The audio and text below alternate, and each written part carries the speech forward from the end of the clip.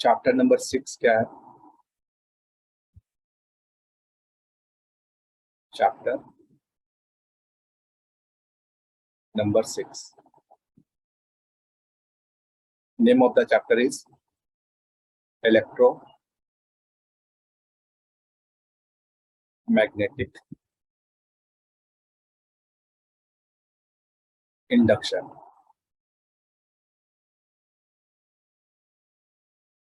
ठीक है, electromagnetic induction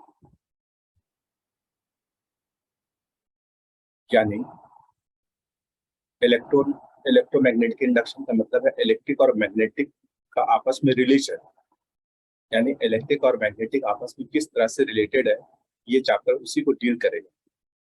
ठीक है, तो इस चैप्टर में क्या है कि यहाँ पर जो पहला टॉपिक बनाऊंगा मैं, सीक्वेंस में नहीं ध्यान रखना, ये टारगेट होगा कि आपको समझ में आ जाए, इसलिए थोड़ा सा सीक्वेंस डिस्टर्ब हो सकता है ना, तो इसलिए आप लोग एनसीईआरटी का सीक्वेंस नहीं देखेंगे। इस चैप्टर का जो पहला टॉपिक लूंगा वो है मैग्नेटिक फ्लक्स।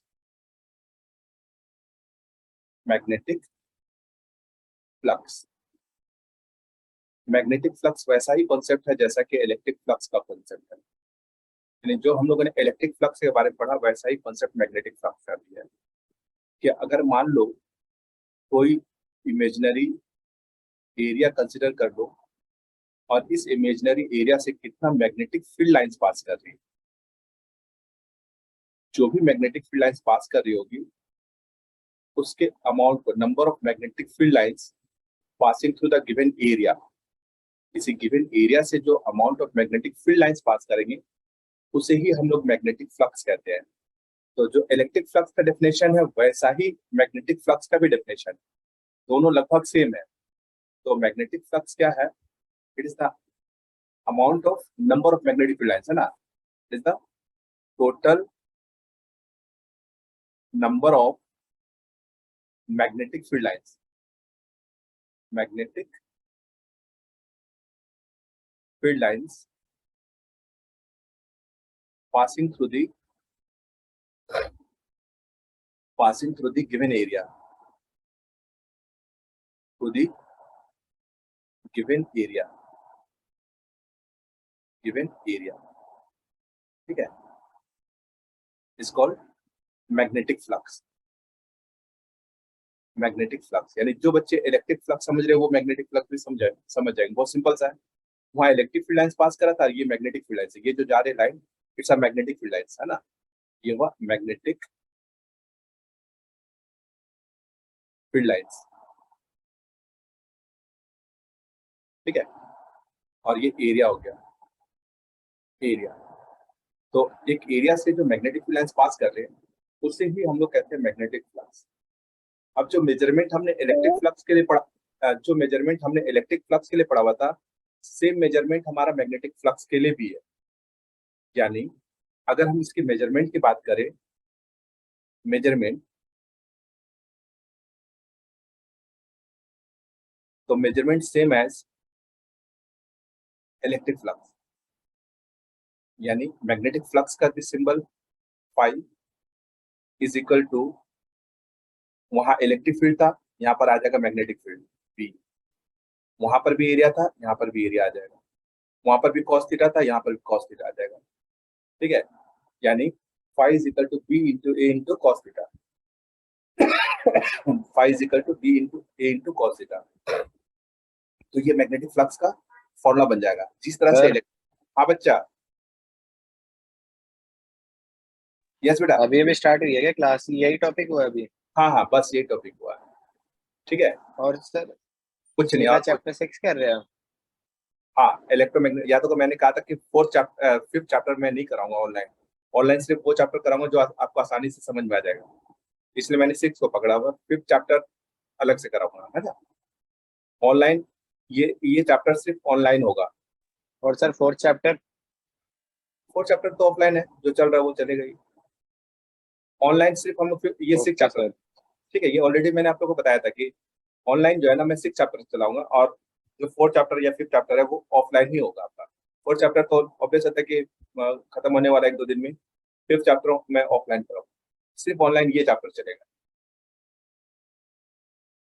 सर हाँ बेटा, सर ये टोटल फील्ड लाइंस होती है या फिर जो परपेंडिकुलर हो एरिया पे?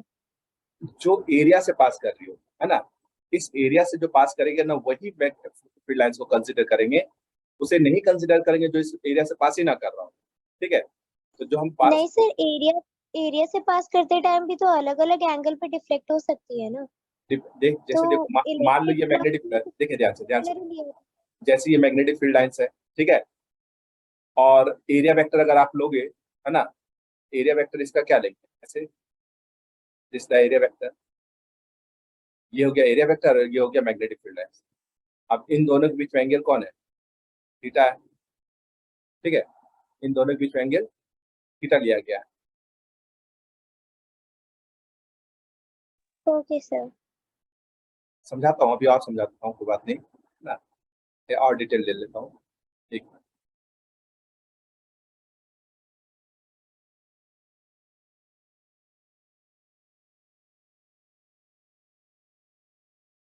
एक मिनट।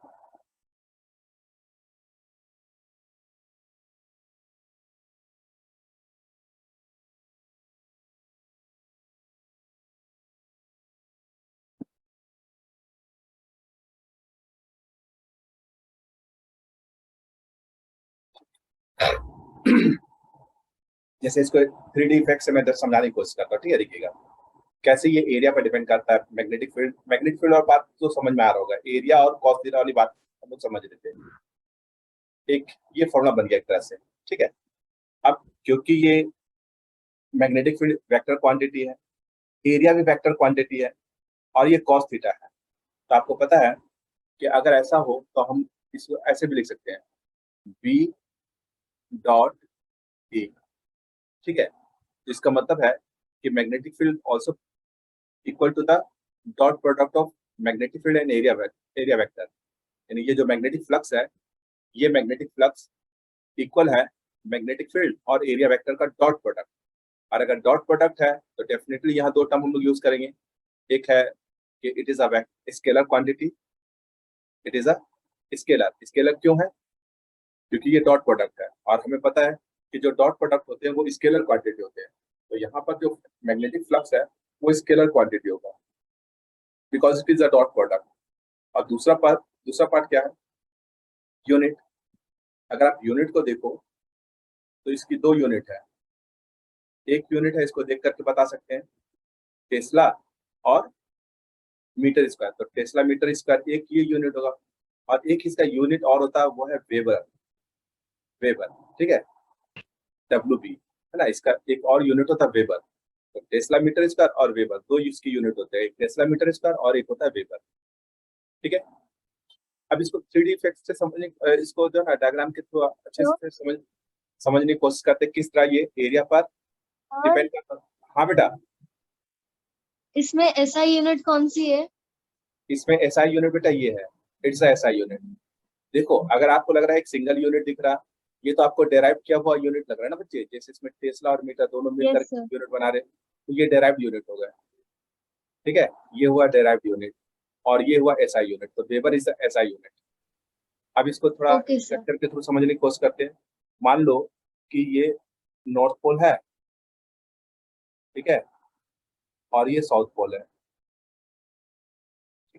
आपको पता है सारा मैग्नेटिक फील्ड लाइंस नॉर्थ से साउथ ऐसे लिंक होगा। ठीक है, ये मैग्नेटिक फील्ड लाइंस, ये magnetic field lines.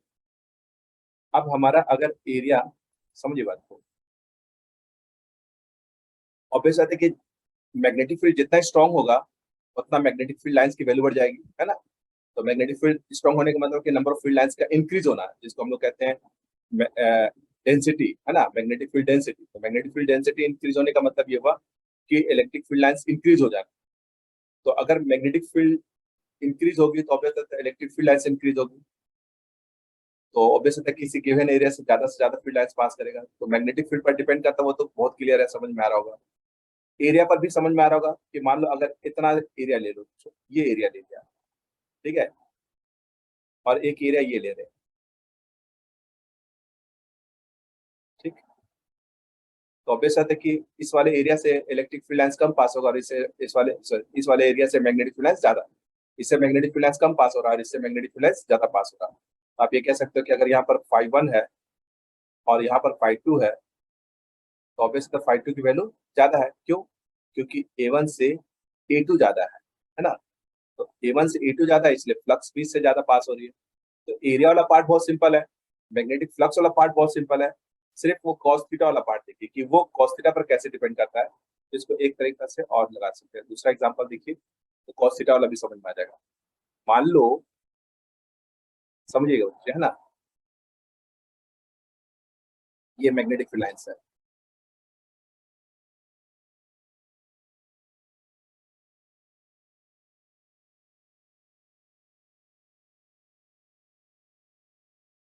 Magnetic field की डायरेक्शन कहाँ से कहाँ होती है बेटा? नॉर्थ से साउथ, राइट। सारी मैग्नेटिक फील्ड लाइंस नॉर्थ से साउथ जा रही है, नॉर्थ से south, magnetic field lines north से साउथ। जो बच्चे अभी जुड़े उस टेंशन नहीं लेना, ज्यादा कुछ भी नहीं हुआ है ना, एकदम टॉपिक का स्टार्टिंग ही है। तो सारे मैग्नेटिक फील्ड लाइन नॉर्थ से साउथ जा रहे हैं। अब देखो, मान लो एक एरिया हमने कुछ ऐसे कंसिडर कर लिया, लाइक दिस, ऐसे, इस तरह से। इसका मतलब ये फ्लैट है, लाइक दिस, ऐसे है, इस तरह से है। मैग्नेटिक फील्ड लाइंस ऐसे पास हो रही है, सारे मैग्नेटिक फील्ड लाइंस ऐसे पास हो रही है और ये एरिया ऐसे रखा हुआ है, यानी कुछ ऐसे रखा हुआ है। तो बताओ मैग्नेटिक फील्ड लाइंस की तो डायरेक्शन ये है, यानी बी की डायरेक्शन होगा ये बी की डायरेक्शन हो गई। और एरिया वेक्टर आपका क्या दिख रहा है इस बार? एरिया वेक्टर ऐसे चला गया, एरिया वेक्टर ऐसे है, ठीक है।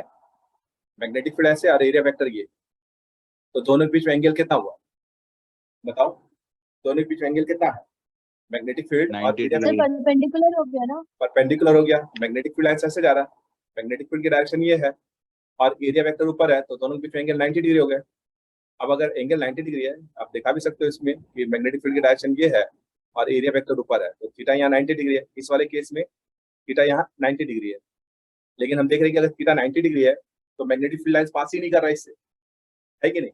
No magnetic field lines passing through. लेकिन अगर मान लो आप ऐसे देखो, अगर इसी एरिया को आप ऐसे ले लेते कुछ इस तरह से,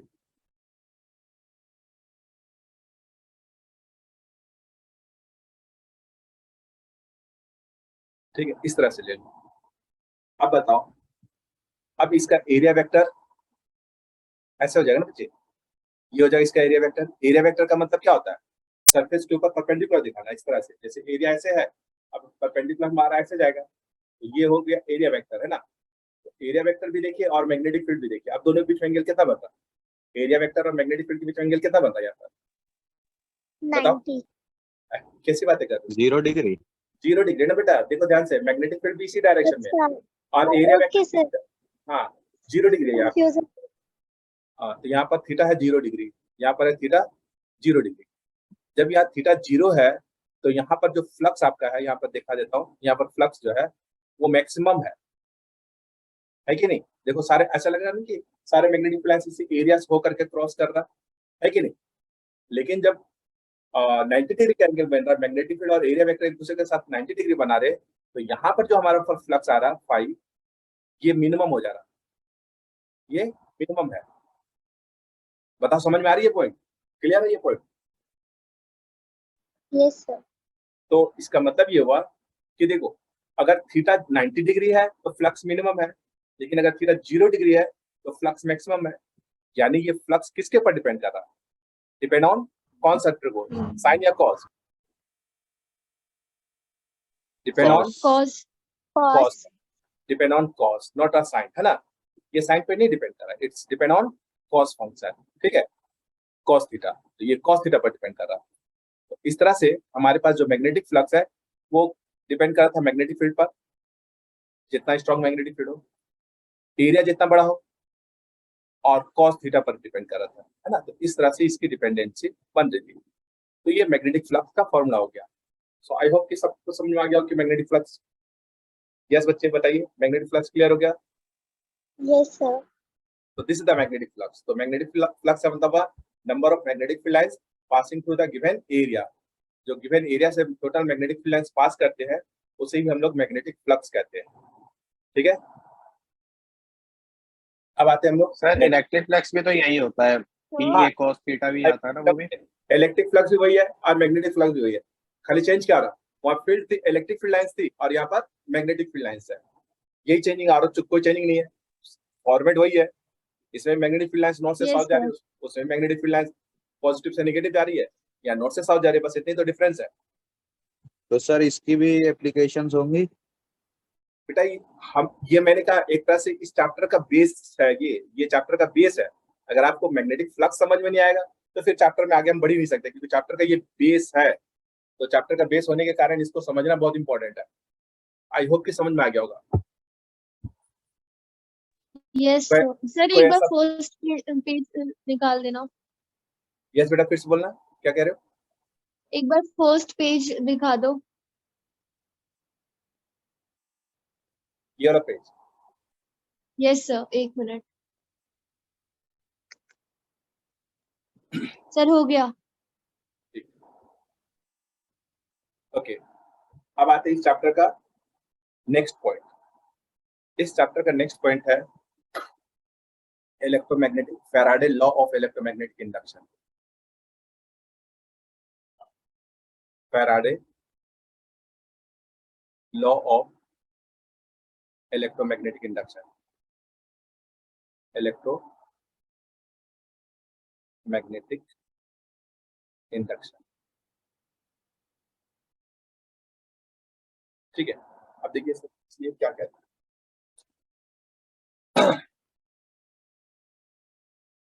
समझना है ना। अच्छा बच्चे, ये 10 मिनट आप लोग के पास वार्निंग आ गया होगा है ना कि ये मीटिंग 10 मिनट के बाद एंड होने वाली है। ठीक है, तो अगर एंड हो गया ना तो फिर से रीजॉइन कर जाना। ठीक है, अब देखिए Faraday law of electromagnetic induction क्या है।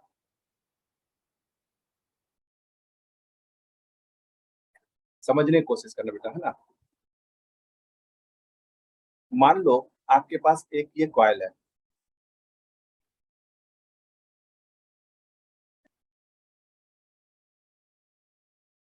इस कॉइल को आप क्या करो, एक गैल्वेनोमीटर से कनेक्ट कर दो। गैल्वेनोमीटर क्या है, सबको समझ में आ ही रहा है ना।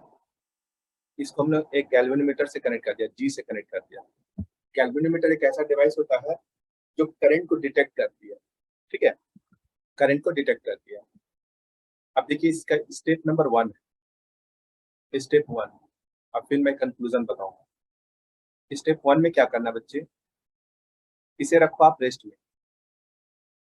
किसे रखा रेस्ट में? कॉइल, कॉइल रेस्ट में। और ये एक मैग्नेट है। ठीक है, इस मैग्नेट को क्या करना है, मोशन में रखना है।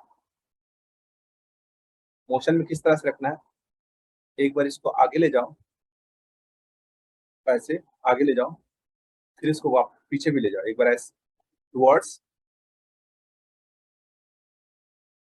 और एक बार अवे, दोनों मोशन देना है। अवे, आवाज मेरी आ रही है ना बच्चे?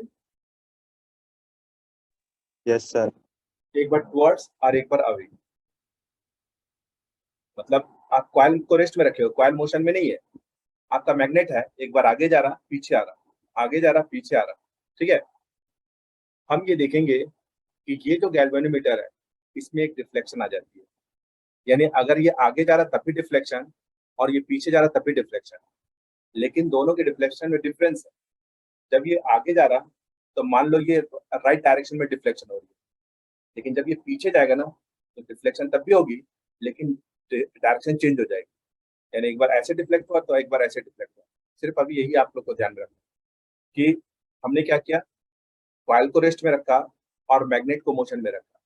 हमने ये देखा कि जब ये टुवर्ड्स द कॉइल जा रही है तब भी गैल्वेनोमीटर में डिफ्लेक्शन हो रही है, और जब ये अवे फ्रॉम द कॉइल जा रही है तब भी गैल्वेनोमीटर में डिफ्लेक्शन हो रही है। इसका मतलब ये हुआ कि इसके मोशन के कारण टुवर्ड्स एंड अवे, इस गैल्वेनोमीटर में डिफ्लेक्शन ये बताता है कि इस कॉइल में करंट फ्लो हो रही है। Step number 1। स्टेप नंबर 2, आप इसको एक्सपेरिमेंट 1 और एक्सपेरिमेंट 2 भी कह सकते हो, ठीक है, एक्सपेरिमेंट 1 और एक्सपेरिमेंट 2। स्टेप 2 में क्या करना है, अब आपको करना क्या है कि ये जो मैग्नेट है, बार मैग्नेट, नॉर्थ और ये साउथ, इसे आप रखो रेस्ट में, ठीक है। और ये जो कॉइल है ना, ये जो कॉइल दिख रहा है आपको, इस कॉइल को मोशन में लीजिए और इसके साथ क्या लगा हुआ है, गैल्वेनोमीटर, ठीक है। अब एक बार इसे ले जाओ टुवर्ड्स और दूसरी बार ले जाओ अवे, ये टुवर्ड्स और ये अवे, ठीक है। हम क्या देखेंगे कि जब ये इसके टुवर्ड्स जाती है तब भी ये गैल्वेनोमीटर में डिफ्लेक्शन होता है, और जब अवे जाती है तब भी गैल्वेनोमीटर में डिफ्लेक्शन होता है।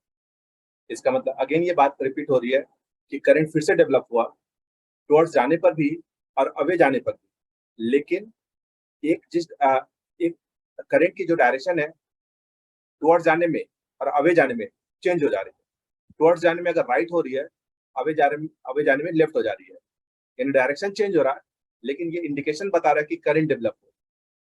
ये एक्सपेरिमेंट नंबर 2 है। एक्सपेरिमेंट नंबर 3, अगर कोई बच्चा नोट नहीं कर रहा ना तो नेसेसरी नहीं है ना नोट करना, आप लोग खाली समझने पर फोकस करें। स्टेप 3, अब आपको क्या करना है, ये जो बार मैग्नेट है, नॉर्थ और साउथ, और ये जो कॉइल है,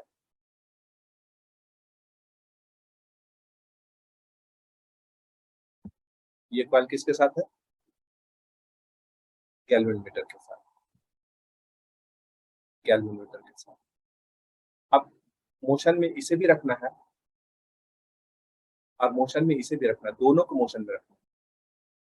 लेकिन मोशन क्या है, एक बार दोनों एक दूसरे के टुवर्ड्स जा रहे हैं ऐसे, ये हुआ टुवर्ड्स,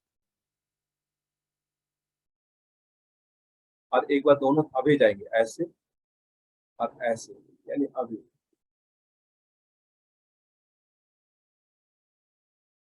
ठीक है। दोनों मोशन में, पहले क्या था, अलग अलग हम लोग मोशन दे रहे थे। एक बार हमने मैग्नेट को मोशन में लिया और कॉइल को रेस्ट में रखा, दूसरी बार हमने कॉइल को मोशन में लिया, मैग्नेट को रेस्ट में रखा। अब हम लोग क्या कर रहे हैं कि दोनों को ही मोशन में रख रहे हैं, कॉइल को भी और मैग्नेट को भी, दोनों को मोशन में रख रहे हैं। फिर से हम क्या देखते हैं कि ये गैल्वेनोमीटर जो है, इसमें फिर से डिफ्लेक्शन होती है।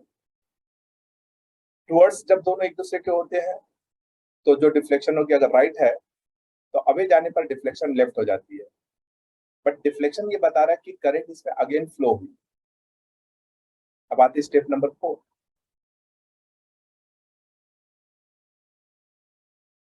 अब आपको क्या करना है बताइए, तो स्टेप 4 क्या हो सकता है, कोई बच्चा? सर दोनों रेस्ट में होंगे। दोनों को रेस्ट पे। दोनों को रेस्ट में रख दो, दोनों का आप रेस्ट में रख दो, दोनों को रेस्ट में रख दो। ये भी रेस्ट है और ये भी रेस्ट है। जब दोनों ही रेस्ट में होते हैं तो हम ये देखते हैं कि इसमें कोई भी डिफ्लेक्शन नहीं होती है, तो इसका मतलब है कि इसमें करंट डेवलप नहीं, नो करंट, ठीक है। इस केस में करंट इंड्यूस्ड, इंड्यूस्ड हम इसलिए यूज करते हैं बच्चे क्योंकि ये करंट टेम्पररी है, जब तक ये मोशन में है तभी डेवलप हो रहा है। मोशन में रुका, जैसे ये मोशन रुक गया तो करंट डेवलप ही नहीं हो रहे, ठीक है। तो इसमें भी करंट इंड्यूस्ड, इसमें भी क्या था, इसमें किसको हमने मोशन में रखा था, कॉइल को, है ना, ये मोशन में था, इसमें भी करंट इंड्यूस्ड हो रहा था, ठीक है, इसमें भी करंट इंड्यूस्ड हुआ और यहाँ पर भी करंट इंड्यूस्ड हुआ, इंड्यूस्ड। अब आते हैं कंक्लूजन पर, क्यों ऐसा हो रहा है ना, आप समझिए, कंक्लूजन पर आते हैं। अब एक बात बताओ, मान लो हमारा ये कॉइल था, ठीक है, और हमारा ये मैग्नेट था।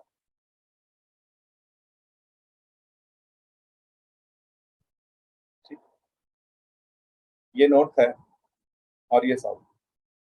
आपको पता है कि नॉर्थ से मैग्नेटिक फील्ड निकल करके साउथ जाती है, तो ये सारा मैग्नेटिक फील्ड ऐसे इस तरह से नॉर्थ से निकल के साउथ जा रही थी, लेकिन इसके रास्ते में कौन आ गया? इसके रास्ते में एक कॉइल आ जा रहा है कि नहीं? इसके रास्ते में ये कॉइल आ गया। अब मुझे आप लोग बताओ, जब हम लोग इसे रेस्ट में रखा हमने और इसे मोशन में रखा, जब ये टुवर्ड्स थी तो ये एक एरिया है, देखा जाए तो एक कॉइल का एक एरिया है। इस गिवन एरिया में जो मैग्नेटिक फील्ड लाइंस है वो क्या हो रहा था? इंक्रीज हो रहा है या डिक्रीज हो रहा है जब ये टुवर्ड्स है तब? बताइए। जब हमने इसे टुवर्ड्स मूव कराया कॉइल के, तो मैग्नेटिक फील्ड लाइंस इसमें इंक्रीज हो रही है या डिक्रीज हो रही है? Sir increase. इंक्रीज हो रही है, क्योंकि ये मैग्नेटिक फील्ड लाइंस किसी एरिया से पास कर रही है, इसलिए हम मैग्नेटिक फ्लक्स टर्म यूज कर सकते हैं। तो अब बताओ, जो मैग्नेटिक फ्लक्स है वो इंक्रीज हो रही है, डिक्रीज हो रही है? इंक्रीज। इंक्रीज, है ना? तो जब ये टुवर्ड्स जा रहा था तो फाई इंक्रीज, ठीक है, और जब ये अवे जा रहा था, अवे, जब ये अवे जाने लगेगा, तो मैं ये बता रहा था कि जब ये मैग्नेट इसके टुवर्ड्स जा रहा था तो मैग्नेटिक फ्लक्स इंक्रीज, और जब ये मैग्नेट अवे जा रहा था तो मैग्नेटिक फ्लक्स क्या हो जाएगा? डिक्रीज। डिक्रीज, ठीक है। क्या यही सेम सिचुएशन नहीं हुआ होगा जब ये वाला, जब ये टुवर्ड्स जा रही थी, कॉइल जो है इसके टुवर्ड्स जा रहा था, तो मैग्नेटिक फ्लक्स इंक्रीज हो रहा होगा, क्योंकि मैग्नेटिक फील्ड लाइंस इसका इससे लिंक हो रहा है, तो मैग्नेटिक फ्लक्स इंक्रीज। और जब ये अवे जा रहा होगा तो मैग्नेटिक फ्लक्स डिक्रीज। इस वाले केस में क्या हो रहा होगा कि जब ये दोनों एक दूसरे के टुवर्ड्स जा रहे होंगे, यानी ये मैग्नेट और ये कॉइल, अगर ये दोनों एक दूसरे के टुवर्ड्स जा रहे होंगे तो मैग्नेटिक फ्लक्स इंक्रीज, और जब ये दोनों एक दूसरे से अवे जा रहे होंगे तो मैग्नेटिक फ्लक्स डिक्रीज। लेकिन इस केस में क्या हो रहा था? बताइए, इस केस में क्या हो रहा है? मैग्नेटिक फ्लक्स कांस्टेंट है, उसमें तो कोई ना तो इंक्रीज हो रही है ना ही डिक्रीज हो रही है। इसका मतलब है कि पूरे कंक्लूजन में एक बात जो समझ में आई हम लोगों को, वो ये कि अगर मैग्नेटिक फ्लक्स जो कॉइल के साथ लिंक हो रही है, या तो वो इंक्रीज हो या तो वो डिक्रीज हो। अगर इंक्रीज होगी तब भी करंट इंड्यूस्ड हो जाएगी, और अगर डिक्रीज होगी तब भी करंट इंड्यूस्ड हो जाएगी। दोनों चीज होगा, magnetic flux increase, current induced, magnetic flux decrease, current induced. लेकिन अगर मैग्नेटिक फ्लक्स में कोई चेंज ही ना हो तो there is no current, there is no induced current. यही फैराडे ने कहा। इन्होंने कहा कि जब कोई मैग्नेटिक फ्लक्स किसी कॉइल से लिंक करती है, तो अगर उसमें चेंज हो, अगर उसमें चेंज होती है तो एक करंट इंड्यूस्ड हो जाएगी। अगर उसमें चेंज होगी, किसमें? मैग्नेटिक फ्लक्स में, जो कॉइल से लिंक कर रही है। ऐसा नहीं होना चाहिए कि मान लो ये कॉइल है, वो काफी डिस्टेंस पे रखा हुआ है, मैग्नेट काफी डिस्टेंस पे रखे हुए हैं, और वहीं पर मोशन तो कर रहे हैं लेकिन मैग्नेटिक फ्लक्स लिंक नहीं कर रहा। ऐसा भी नहीं होना चाहिए कि एक हमारा बार मैग्नेट यहाँ पर है, ठीक है ना, नॉर्थ और साउथ, और हमारी कॉइल यहाँ पर है, और हम लोग मोशन पे तो ला रहे हैं, लेकिन बस इसको यहीं पर आगे पीछे कर रहे हैं और इसको यहाँ पर आगे पीछे कर रहे हैं। इसके फ्लक्स इससे लिंक नहीं हो रहे। पहली बात तो फ्लक्स को लिंक होना चाहिए, पॉइंट नंबर 1। अब पॉइंट नंबर 2, जब वो फ्लक्स लिंक हो तो उसमें चेंज होनी जरूरी है, यानी या तो वो इंक्रीज हो या तो वो डिक्रीज हो। तो जब भी कोई मैग्नेटिक फ्लक्स किसी कॉइल से लिंक होती है और अगर उसमें इंक्रीज या डिक्रीज होती है, यानी उसका मैग्नेटिक फ्लक्स चेंज होता है, तो कहता है उसमें करंट इंड्यूस्ड हो जाते हैं। यानी Faraday law of electromagnetic induction क्या कहता है? Faraday law of EMI, electromagnetic induction, ये क्या कह रहा है कि इफ, देखो ध्यान से, पहला point, if phi link with the coil, है ना, link with the coil changes, then अगर ये चेंज हो रहा है क्या होगा फिर? देन आई क्या होगा बच्चे? इंड्यूस्ड होगा। पहला पॉइंट ये है। आगे बात समझ में? बताइए बच्चे, क्लियर है? क्लियर बेटा? रिस्पॉन्स? फॉरवर्ड बता दीजिए। एक और बात फिर से समझो, ये कहता है कि अगर किसी भी कॉइल से, देखो यहाँ पर इसका पूरा जो कंक्लूजन का जो रिजल्ट है वो यहाँ पर है। कहता है कि अगर किसी कॉइल से जो मैग्नेटिक फील्ड लाइंस लिंक कर रही है उसमें चेंजिंग हो, चाहे वो इंक्रीज हो रहा हो चाहे वो डिक्रीज हो रहा हो, तो उसके इंक्रीज और डिक्रीज होने से, उनके इंक्रीज और डिक्रीज होने से कॉइल के अंदर, ये जो कॉइल है ना, इसके अंदर एक करंट इंड्यूस्ड हो जाती है, एक करंट अपने आप इंड्यूस्ड हो जाती है। करंट इंड्यूस होने का मतलब है कि एक तरह से ईएमएफ डेवलप होना, कि ईएमएफ डेवलप हो जाती है। This phenomena is known as electromagnetic induction. इसी फेनोमेना को हम लोग इलेक्ट्रोमैग्नेटिक इंडक्शन कहते हैं। बहुत क्लियर है इसमें। तो इलेक्ट्रोमैग्नेटिक इंडक्शन, बात क्या आता है कि बहुत सारे बच्चे पूछते हैं सर ये बात आपकी समझ में आ गई, लेकिन ये बात नहीं समझ में आई कि ऐसा क्या हो रहा था, ऐसा क्या हो रहा है कि जब फ्लक्स चेंज हो रही है तो करंट इंड्यूस्ड हो रही है। ऐसा क्या चीज है जो करंट को इंड्यूस्ड कराने में वर्क कर रही है? तो बहुत सिंपल से समझिए, वो क्या था, होता क्या बच्चे, जैसे ये कॉइल है, ठीक है ना, मान लो इसको थोड़ा सा हम लोग ये दिखा देते हैं। मान लो ये कॉइल है,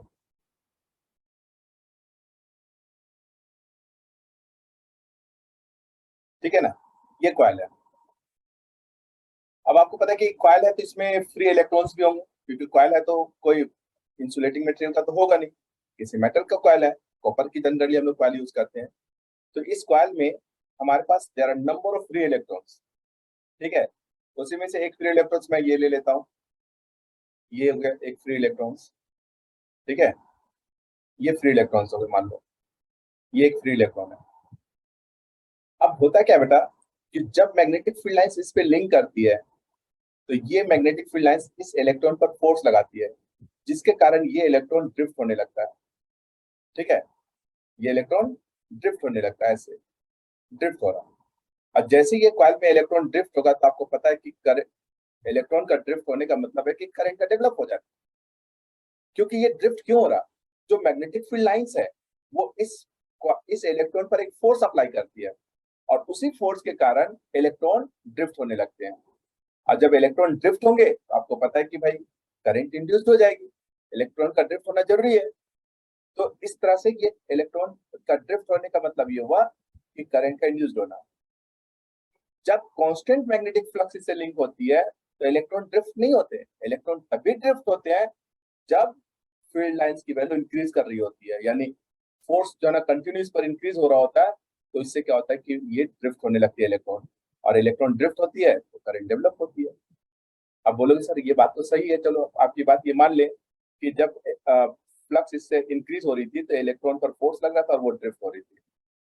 तो उस समय क्या हो रहा था, जब ये जो फील्ड लाइन है वो बाहर की ओर जा रही थी, जब एक केस क्या था कि हम बार मैग्नेट को इसके टुवर्ड्स लेके जा रहे थे, है ना, ऐसे ऐसे लेके जा रहे थे, तो मैग्नेटिक फील्ड लाइंस इसमें लिंक हो रही थी और वो इंक्रीज हो रही थी।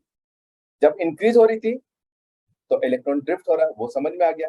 लेकिन जब ये अवेज आ रही है तब ये कैसे ड्रिफ्ट हो रही है, ये बहुत सारे बच्चों का क्वेश्चन होता है कि जब ये अवेज आ रही थी तब ये कैसे ड्रिफ्ट हो रही थी। तब तो ये ड्रिफ्ट नहीं होनी चाहिए, क्योंकि यहाँ तो इलेक्ट्रॉन, ये मैग्नेटिक फील्ड लाइंस वापस जा रही है, तो फिर ये इलेक्ट्रॉन ड्रिफ्ट क्यों हो रही है?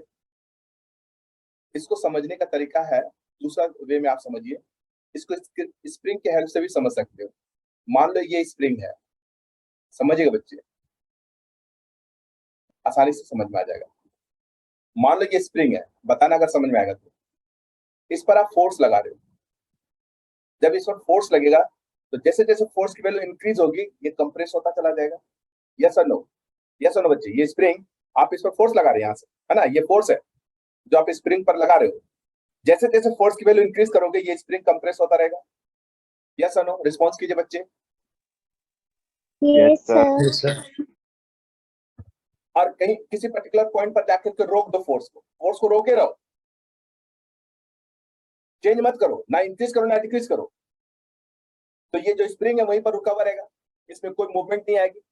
मूवमेंट कब आ रही है? जब ये फ्लक्स, जब ये फोर्स इसमें जो लिंक हो रहा है वो इंक्रीज हो रहा है। जो आप फोर्स इंक्रीज कर रहे हो तो कंप्रेशन इंक्रीज होते चली जा रही है। जैसे आपने फोर्स को रोका वहीं पर स्प्रिंग रुक जाएगा। ठीक है, स्प्रिंग रुक गया। अब आप फोर्स हटाओ धीरे धीरे, फोर्स को वापस लीजिए। अभी आप फोर्स बढ़ा रहे थे, फोर्स इंक्रीज कर रहे थे स्प्रिंग पर, तो ये स्प्रिंग इस तरह इस डायरेक्शन में कंप्रेस हो रहा था।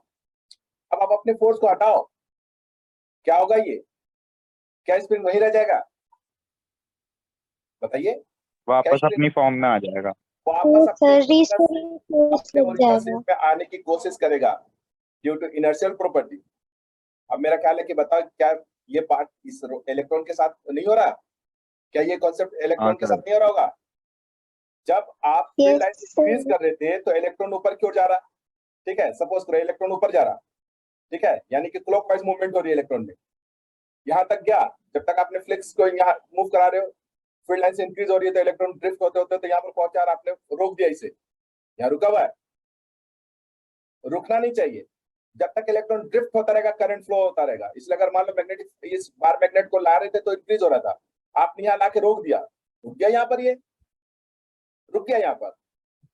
अब आप इसे हटा रहे हो तो एक तरह से यही वो वैसा ही कॉन्सेप्ट हो रहा है जो यहाँ पर हो रहा है। आप इसको हटा रहे हैं यानी फोर्स यहाँ से हटा रहे हैं, यानी मैग्नेटिक फील्ड लाइंस में डिक्रीज कर रहे हैं। तो जैसे जैसे मैग्नेटिक फील्ड लाइंस में हटने शुरू होगी ये इलेक्ट्रॉन अपना वापस ओरिजिनल पोजीशन में आने की कोशिश करेगा। तो क्योंकि ये वापस अपने ओरिजिनल पोजीशन में आ रहा है तो इलेक्ट्रॉन ड्रिफ्ट हो रही है, लेकिन ये ड्रिफ्टिंग अपोजिट हो रही है। पहले ड्रिफ्टिंग की डायरेक्शन क्लॉकवाइज थी, अब जब आप इसको अवे करोगे तो ड्रिफ्टिंग क्या होगा? एंटी क्लॉकवाइज होगा, अब वापस आएगा। पहले ऐसे जा रहा था, वापस आ रहा है बच्चे। आ रही बात समझ में? यस और नो? Yes sir. तो यही रीजन है। देखो दो चीजें एक साथ यहाँ एक्सप्लेन हो गया। एक तो समझ में आया कि जाते समय भी करंट डेवलप हो रहा और आते समय भी करंट डेवलप हो रहा, पॉइंट नंबर 1।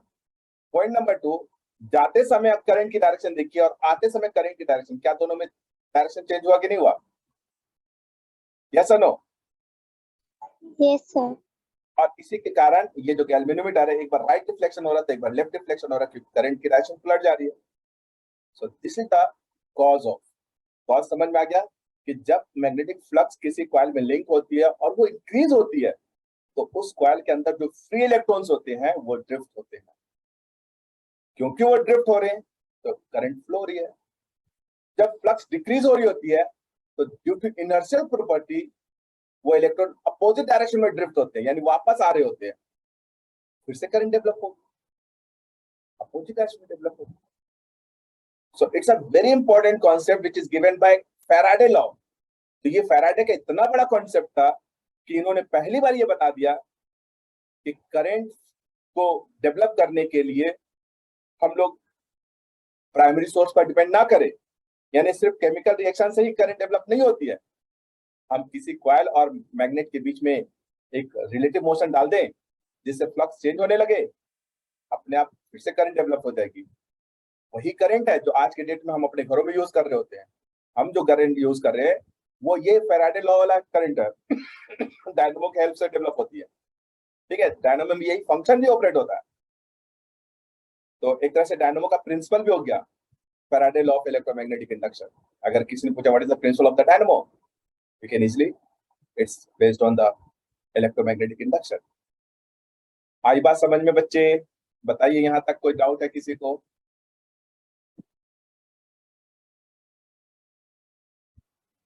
क्या हुआ, रिस्पॉन्स खत्म? सर आ गया समझ में। समझ आ गया। हाँ ठीक है। अब आते हैं दूसरा पॉइंट, सेकेंड लॉ। यही तक क्लास रोकेंगे, है ना। सेकेंड लॉ जहां से न्यूमेरिकल बनेगा इस पर।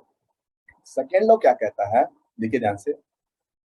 सेकेंड लॉ कहता है कि जो ईएमएफ इसमें इंड्यूस्ड होता है, induced EMF, induced EMF, EMF, ठीक है, इंड्यूस्ड ईएमएफ,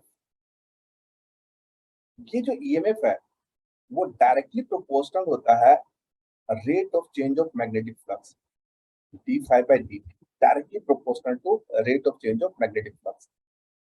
प्रोपोर्शनलिटी साइन हटा दो तो एक कांस्टेंट लगा दो with negative sign, K D phi by D, K D phi by D T. K का वैल्यू एसआई में 1 कर दीजिए, है ना, इन एसआई। तो E इज इक्वल टू हो जाएगा हमारे पास, E is equal to minus D phi by D T, ठीक है। अब इसका मतलब क्या हुआ, है ना, तो हम इसको दो पार्ट में डिवाइड करके चल सकते हैं। एक ये तो हुआ लॉ कि ये कहता है कि ईएमएफ जो इंड्यूस्ड हो रहा है वो directly proportional to D phi by D T है। लेकिन अगर समझना है तो इसको दो पार्ट में डिवाइड कर लो। पहला पार्ट क्या कह रहा है कि E जो डेवलप हो रहा है वो directly proportional to D phi है, ठीक है। जितना ज्यादा फ्लक्स चेंज होगा उतने ज्यादा ईएमएफ डेवलप होगा, क्योंकि उतने ज्यादा इलेक्ट्रॉन ड्रिफ्ट होगी, इसमें तो कोई दौरान नहीं होनी चाहिए। जितना तेजी से फ्लक्स, जितना फ्लक्स इंक्रीज होगा, जितना ज्यादा फ्लक्स इंक्रीज होगी उतनी ज्यादा ईएमएफ करंट डेवलप होगी, यानी ईएमएफ इंड्यूस्ड होगी। तो जो ईएमएफ इंड्यूस्ड हो रही है वो directly proportional to D phi. और दूसरा पार्ट कह रहा है कि भाई इनवर्सली प्रोपोर्शनल टू डीटी, जितना फास्ट वो चेंज हो, फ्लक्स चेंज तो हो लेकिन चेंज होने में जितना कम टाइम लगेगा उतने ही स्ट्रॉन्ग ईएमएफ डेवलप होगा। यानी EMF is inversely proportional to time. जितना स्पीड होगा, यानी फ्लक्स को जितना फास्ट चेंज कराओगे ईएमएफ उतना ही स्ट्रॉन्ग चेंज होता चला जाएगा। और जितना स्लो रखोगे, फ्लक्स की चेंजिंग जितनी स्लो होगी ईएमएफ उतना ही स्लो होगा, और जितना फास्ट रखोगे उतना ही ईएमएफ फास्ट होगा, ठीक है, उतना ही फास्ट होगा। जैसे फॉर एग्जांपल देखो, आप समझो इसको, अगर आप लोग इसको जो है ना प्रैक्टिकली समझना चाहते हो तो मेरा ख्याल है कि यहाँ पर शायद ही आप लोग को पता हो, लेकिन आई थिंक बहुत सारे बच्चों ने प्रोजेक्ट भी बनाया होगा। लेकिन एक बहुत पहले एक साइकिल आया करती थी, है ना, और वो गांव में अभी भी चलती है। उस साइकिल में आगे एक बल्ब लगा हुआ होता था और उसका पीछे से उसके वायर को ले जाके डायनेमो से कनेक्ट कर दिया गया था। साइकिल के पीछे टायर के साथ उसको कनेक्शन कर दिया जाता था। अब जैसे जैसे वो साइकिल की स्पीड बढ़ रही होती है तो जो लाइट है उसकी वैल्यू भी बढ़ रही, उसकी ब्राइटनेस इंक्रीज हो रही होती थी। और जैसे जैसे साइकिल स्लो हो रही है होती है तो वो ब्राइटनेस कम होने लगती है।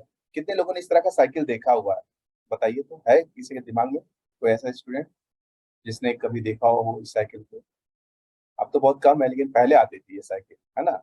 वो अपने सामने, साइकिल के सामने एक बल्ब लगा लेते थे और उसका कनेक्शन डायनमो से होता था। डायनमो को रोटेट करने के लिए एक उसको व्हील से उसको टच करा दिया जाता था। जैसे जैसे उसकी स्पीड बढ़ रही होती थी तो ब्राइटनेस जो है ना लाइट की ज्यादा होती थी, और जैसे जैसे स्लो होने लगती थी वो ब्राइटनेस कम होने लगती। वो ये बताता है कि EMF is inversely proportional to D T. और नॉट इवन कि ये बहुत इंपॉर्टेंट क्यों है, आप इसके डेवलपमेंट समझो, है ना। डेवलपमेंट देखो कि पहले हम लोग इलेक्ट्रिसिटी को डेवलप करने के लिए वाटर डैम का हेल्प लेते थे, यानी वाटर के हेल्प से हम लोग डायनेमो को रोटेट कराते थे। लेकिन उतनी स्ट्रॉन्ग ईएमएफ डेवलप नहीं होती थी जितना होना चाहिए था। तो फिर हम लोगों ने वाटर डैम, अभी भी वाटर डैम है लेकिन उसका रिप्लेसमेंट हम लोगों ने थर्मल पावर प्लांट से किया, जो आजकल बहुत जगह है। थर्मल पावर प्लांट में भी इसी स्पीड को ध्यान में रखा गया कि कितना ज्यादा स्पीड हो सकता है। तो थर्मल पावर प्लांट्स के हेल्प से भी ये डायनेमो को रोटेट कराया जाता था, तो उससे भी ईएमएफ ज्यादा डेवलप होती है। लेकिन आपको पता होगा कि सबसे ज्यादा स्पीड अगर डायनेमो की होती है वो होती है किसके through? Nuclear reactor. Nuclear reactor से जो ईएमएफ जो रोटेशन कराई जाती है डायनेमो की, वो इतनी फास्ट होती है कि बहुत स्ट्रॉन्ग ईएमएफ डेवलप होती है। इसीलिए आज के डेट में हम लोग क्या कर रहे हैं, न्यूक्लियर रिएक्टर की ओर जा रहे हैं। हमारा सिर्फ फंक्शन क्या है कि न्यूक्लियर रिएक्टर से जो डायनेमो की रोटेशन होती है उसकी स्पीड बहुत बढ़ जाती है, तो ईएमएफ की वैल्यू भी बढ़ जाएगी। ठीक है, तो इसलिए ये कॉन्सेप्ट जो है ना बहुत इंपॉर्टेंट है, और इसी कॉन्सेप्ट के कारण जो है हमारा न्यूमेरिकल तो है ही, ये तो चलो मैथ फिजिक्स की बात हो गई, लेकिन प्रैक्टिकली जो इसका एप्लीकेशन, जो इसकी डेवलपमेंट हो रही है इलेक्ट्रिसिटी में, वो इसी फैराडे का सेकेंड लॉ है जो इतना ज्यादा इलेक्ट्रिसिटी को जनरेट करने में हेल्प कर रही है। अगर मान लो फैराडे ने ये लॉ नहीं दिया हुआ होता, ये लॉ बनाया ही नहीं होता फैराडे ने, तो हम न्यूक्लियर रिएक्टर की ओर क्यों जाते? हमें तो पता भी नहीं होता कि भाई ईएमएफ जो है ना इनवर्सली प्रोपोर्शनल टू टाइम भी है। तो इसलिए आजकल हम लोग जो न्यूक्लियर रिएक्टर की ओर जा रहे हैं इसी फॉर्मूला के कारण है। तो यहाँ पर हम लोगों ने Faraday law of electromagnetic induction समझा। कुछ बच्चे जो है ना, एक जो मुझे थोड़ा सा कंफ्यूजन लग रहा है कि वो नहीं समझ पा रहे होंगे शायद में भी, वो है ये सर, ये करंट अभी आप बता रहे थे तो हमें समझ में आ रहा था, लेकिन आपने जब ईएमएफ बताया तो हम लोग को समझ में नहीं कि ये ईएमएफ कैसे डेवलप हो रहा है। ठीक है, तो थोड़ा सा आप लोग देख लो, बहुत सिंपल वे में समझाने की कोशिश कर रहा हूँ ना, देखते समझ में आता कि नहीं आता सबको। मान लो कि जब ईएमएफ डेवलप नहीं हो रहा था तो इलेक्ट्रॉन अपनी पोजीशन पे था, ये सारे इलेक्ट्रॉन मान लो यहाँ पर है ना ये। अब जैसे ईएमएफ जब फ्लक्स चेंज हुआ तो कॉइल की ये इलेक्ट्रॉन जो है ना मूव कर रहे हैं। तो मान लो ये कॉइल का इलेक्ट्रॉन, ये कंडक्टर है, ये मैग्नेट मत समझना, ये कंडक्टर है। ठीक है, ये सिर्फ मैं ये बता रहा हूँ कि ईएमएफ जो डेवलप हो रहा है उसका क्या मतलब है। मान लो ये कंडक्टर है, इलेक्ट्रॉन ड्रिफ्ट हो रहा है तो इलेक्ट्रॉन पर्टिकुलर डायरेक्शन में जा रहा होगा। तो मान लो ये इलेक्ट्रॉन ऐसे जा रहा है, ये इलेक्ट्रॉन ऐसे जा रहा है, ये इलेक्ट्रॉन ऐसे जा रहा है। इसका मतलब है कि अगर इलेक्ट्रॉन इस डायरेक्शन में जा रहा है तो यहाँ पर कौन सा चार्ज डेवलप हो रहा है बच्चे, बताइए? क्या यहाँ पर नेगेटिव चार्ज नहीं आएगा इस एंड पर? यस ना बच्चे? यस जब ये सर। इलेक्ट्रॉन की ओर जाएगा तो यहाँ पर नेगेटिव चार्ज आएंगे। यस यस बच्चे?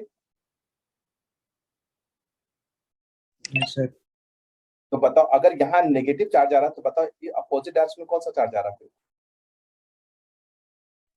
पॉजिटिव। पॉजिटिव। तो यहाँ नेगेटिव डेवलप और यहाँ पर पॉजिटिव डेवलप हुआ, तो जो चार्ज डेवलप हो रहा है उसके कारण ईएमएफ ही तो बनता है ना। जो पोटेंशियल डिफरेंस डेवलप होती है उसको ईएमएफ कहते हैं।